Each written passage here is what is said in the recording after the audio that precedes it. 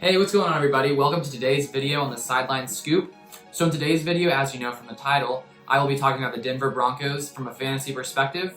The past 4 videos I went over the AFC East, so the Dolphins, the Patriots, the Bills, and the Jets, and I finished those videos the past few days. And so if you want to go check those out after this video, I'll put them down in the description so you can go see, gain some information from those videos that can help you with your fantasy season.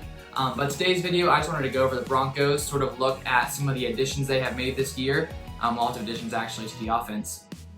Basically look at what they have done in this offseason and sort of what we can expect from some of these players from a fantasy perspective during this year. And so last year, basically, the Broncos, they started off with Joe Flacco, but then when he got injured, they put in Drew Lock, their rookie quarterback who was drafted last year, I believe. What round was he drafted in? Let's see. He was picked in the 2nd round in 2019. Sorry if it looks like I'm like zooming in on stuff down here. I actually have these glasses on because my eyes can't really see unless I have glasses or contacts, but like the light is like crazy.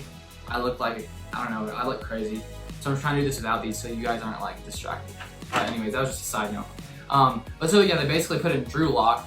He had a pretty good season, not full season. He played like 5 games. He was 4-1 in the 5 games that he played. He threw for 1,020 yards on 156 attempts with 7 touchdowns and 3 interceptions with a pretty solid 64% completion percentage. So he had a pretty good season at the end of that year and helped his team win some of those games. And so coming into this next season, they added a lot of offensive weapons that I believe are going to help Drew Lock sort of continue what he did in those final 5 games. I think he's going to sort of surprise some people this year. I think lots of people that expect now with the offensive weapons they have added, I think that lots of people expect him to sort of continue to grow as a quarterback. So in this draft, the Broncos selected a few really solid receivers. Their first pick was Jeudy. They picked him. He had a solid college career. His past 2 seasons in college, he actually had 1,100 yards and 10 touchdowns in both of those seasons. So he's a solid player, and so he's definitely going to contribute a lot this year. The only problem with him coming to the Broncos is lots of people thought that he could be, a great receiver to start out in his first season, but with Courtland Sutton as their wide receiver 1, the Broncos wide receiver 1, it's likely that Jeudy is not going to be like a wide receiver 1 or 2 because this offense has really lots of different targets and the ball is going to be spread out a lot because they have so many different talented players. So that's just the only downside for Jeudy with those other options in here. But he still should have a solid season. Right now, he's basically being ranked as the 42nd wide receiver. Just sort of when you look at the average expert rankings, sort of the accumulation of all those put together. So he's not going to be like a stud this year, but I think that in the coming years he could be good. But obviously that's not going to help you this year. So I think this season he's probably going to be more of like a wide receiver 3 or 4. Another also concern is the fact that they pass the ball to the running backs a lot. So that's not going to be good for him at all.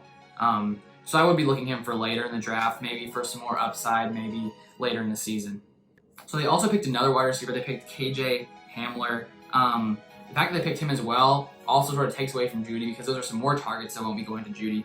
I don't think Hamler will be doing much this year at all, so I won't really be focusing on him too much. And then of course, Courtland Sutton last year had a great season as a wide receiver. He ranked, in 2019, he was the 19th best receiver. Because basically in last year's team, he was basically the only option for the ball to go to. Like they didn't really have anyone else, so that's why he had a great season. Obviously he's a great player as well. He had 124 targets for 72 receptions, 1,112 yards, and 6 touchdowns. So with those additions to the offense, he definitely took a hit because he's no longer going to be the lone option. But it is also possible that he could continue to at the same rate that he was at last year because these new options, these new weapons are going to take away from all the focus that was on him. Because last year when I was looking at some stats, basically he was being guarded all the time, and so he got the ball so much that he was able to produce. But with those having to focus on Jeudy and some of these other guys, it's going to open the field for him. So it could be that he has a lot more sort of higher quality opportunities this season. So I think that he can still produce the same that he did last year, even with these new added offensive weapons. And right now he's being taken as about the 15th wide receiver. So now if we go look at their running back position, this offseason they picked up Melvin Gordon. He is one of their running backs now, which is unfortunate for Philip Lindsay because he had a solid year last year. He had 224 attempts for 1,011 yards and 7 touchdowns.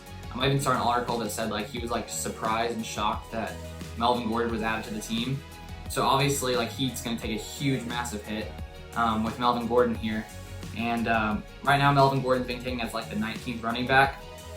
So I'd say that right now, Melvin Gordon is probably like a running back 2, and maybe he is running back 1 upside if he can get those enough touches each game, which I'm not completely sure with Lindsey and these other options that they have, but like that is his upside, because from 2016 to 2018, he was ranked as the 6th ranked running back, 6th, and then 3rd. And it wasn't until last year when he had sort of a down year.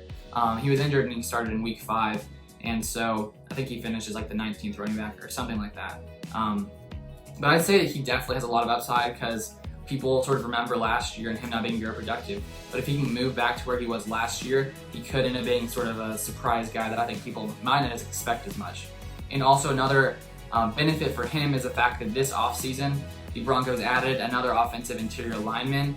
I believe, what's his name? Let's see here. Graham Glasgow, 4-year, $44 million contract. So people seem to think that that is really going to help improve their interior offensive line, which will definitely help Gordon and Locke and this entire team, obviously. And this O-line wasn't even bad last year. They ranked 11th last year with a 6.2% adjusted sack rate. So I think that it seems that like their offensive line is going to be better, probably in the top 3rd or 4th of the NFL. Is going to be good for Gordon. So as long as he can see touches, hopefully he can produce with those touches, which I think he can if he's going to get the ball enough. The question is, will he be getting the ball enough? He definitely could have gone to a better position for his fantasy outlook. A running back field that's not as crowded as this one, because this one is pretty crowded, but they do have some talent here. And then Broncos fans seem to be very excited about this guy, but let's take a look. His name is Noah Fant. Sorry, I don't know if I pronounced that right. But he is their tight end, and last year, I don't think he played every game, but he had 66 targets, 40 receptions, 562 yards, and 3 touchdowns. The only problem is, even though he could be a great player, like as I stated earlier, they have so many weapons on this offense that he likely won't, get the ball enough to, I think, be a consistent option. I think he could have lots of like solid, great games whenever he does get the ball a certain amount of times, but because they have so many different options and Drew Lock has so many different receiving threats, he's going to not perform maybe as consistently as you would hope your tight end to produce. But right now he's being taken as the 12th tight end, so he's going to have some good weeks. Tight end in fantasy football is always like a tough position to play, because if you've played a lot in the past like I have, it's like you either go up and get like one of those top guys who really performs for you, like Gronkowski. I had him a couple of years back in the past. I would take him, and it's sort of nice not to have to like think about like who am I going to take this year, or not. What am I saying? I mean, like, you don't have to think every week like who am I going to play, because I know I also have had years where I sort of wait for a tight end to like later in the draft. But whenever you wait for one, every single week you're just flipping through tight ends. Lots of times, you get like 2 points from a guy. Maybe you luckily come across a guy who ends up putting up like a 10-point game in a week if you can find like a solid matchup. And I sort of think that's what Noah Fant, whatever it is going to be this year. He's going to be a guy who, maybe depending on the matchup, you can play him and hope for some of that. But there's also, I think, going to be lots of games where he just sort of doesn't really produce much at all, because these other guys are going to take a lot from him. But basically, to wrap that up, that is basically the outlook for the Broncos offense. I think Drew Lock is going to have a great year. I think he's going to be a great player this year with all these new added options that the Broncos have given him. I mean, there's so much talent on this team that some of these guys are going to take from each other, but they're still going to have some solid guys on this team. As I went through this entire video, if you stay till the end, all we talked about. But that's basically going to be all for this video, and I hope you got some value from it. If you did, I'd love if you'd like it down below and subscribe to this channel. I'm going to keep going through some of these teams and posting out more videos through the rest of this May, through the rest of this quarantine time. So I hope you guys got some value from this video, and I'll see you guys on the next one.